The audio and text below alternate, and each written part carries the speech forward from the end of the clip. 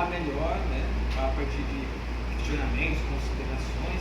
Só queria, inspirado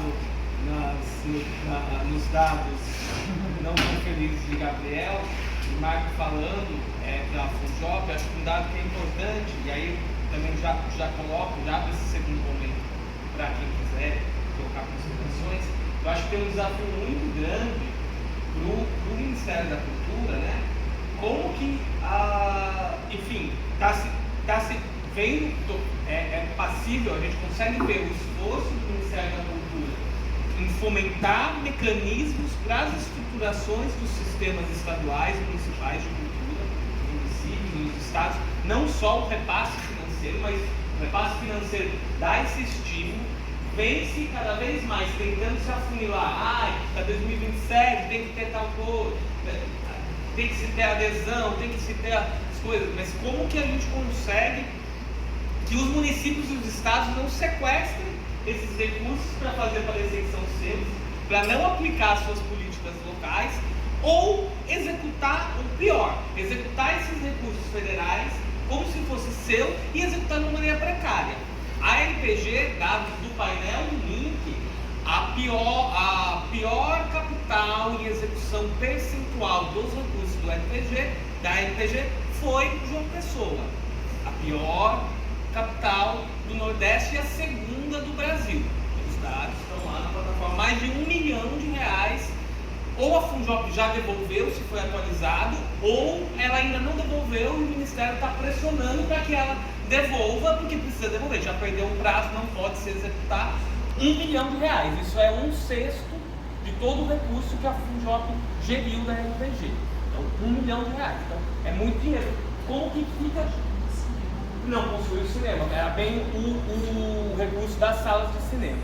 E perdeu o prazo. Como que a gente consegue não ficar refém disso? Como que o governo federal, que está fazendo esse repasse dos dinheiros, a sociedade civil vê esses dinheiros chegar, muitas vezes mal executados. Esse é só um exemplo, a gente vai ter vários exemplos de outros editais. Como que a gente, como que o governo federal também, sem invadir a autonomia dos estados e municípios, consegue fazer que, de fato, se tenha uma estruturação mínima para que não se ocorra devoluções de dinheiro e a todas as mazelas que estão acontecendo.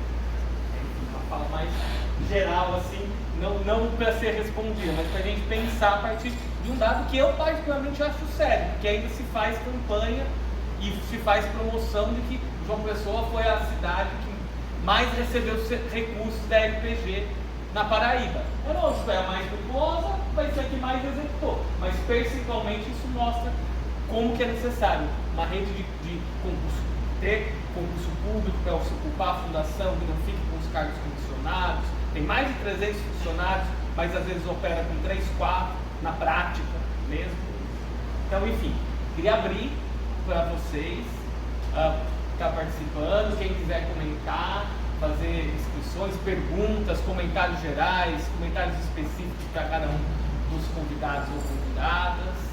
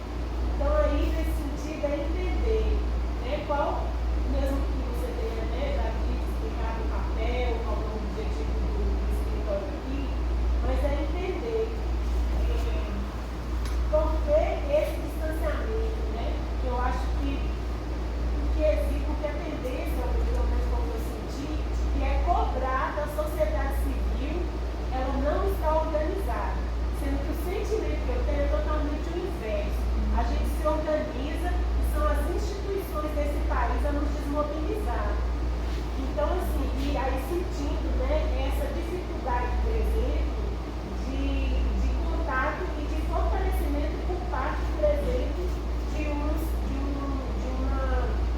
dessa institucionalidade, né?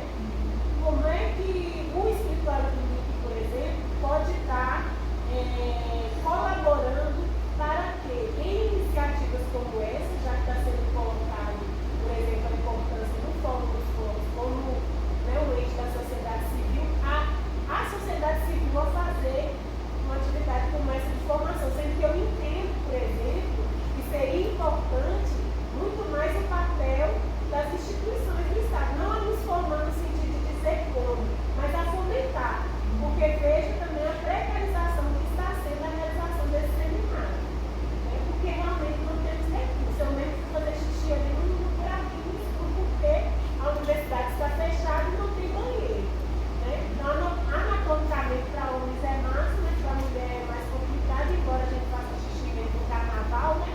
Quando não tem banheiro, a gente vai ser preso. Pois é, podia ser, ainda bem que não tem segurança da universidade aqui para me proibir de mijar no escuro. Mas enfim, então assim, eu gostaria de fazer essa provocação, né, como pergunta de como, né, o escritório do MIC pode estar fortalecendo principalmente os fóruns, né? Nós tivemos aí a visita da ministra Margarete recentemente, pelo menos a gente no Fórum de Pretas ficamos sabendo muito em cima da hora, né? Enfim, assim, eu acho que a gente precisa ver, né, quando a gente reclama que um auditório como esse está esvaziado, a gente tem que fazer uma avaliação de como também está sendo feito esse diálogo com as instituições e com os gestores, porque o que está acontecendo é um enfraquecimento, porque a gente tenta se organizar e o que a gente recebe muitas vezes é perseguição política, é manipulação, a gente sofre todo tipo de violência. Eu vou dizer isso enquanto uma pessoa que tenta fazer isso e sou altamente, enfim, né, tida como pessoa não grata em vários espaços.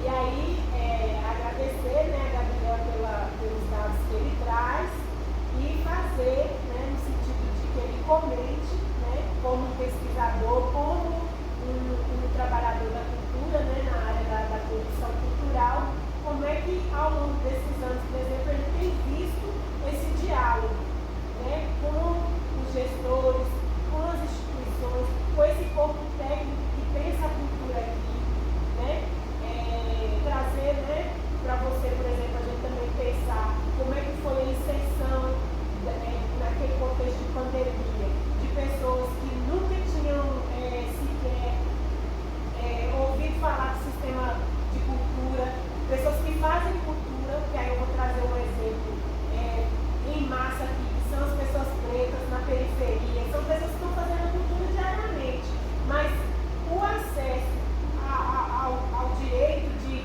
fomentar a cultura a gente não tem, porque o dinheiro não chega na gente, a gente faz sem recursos, né? O Estado quando chega, ou ele se apropria do nosso trabalho, diz, não, agora aqui quem vai fazer sou eu, que eu sei fazer, vocês não sabem, ou então ele deixa a gente fazendo as coisas na precarização. Então eu queria que você comentasse, né, desse lugar, uma vez que você deu uma força muito grande para o Fórum de Pretas e Pretos se estabelecer desde o período da pandemia.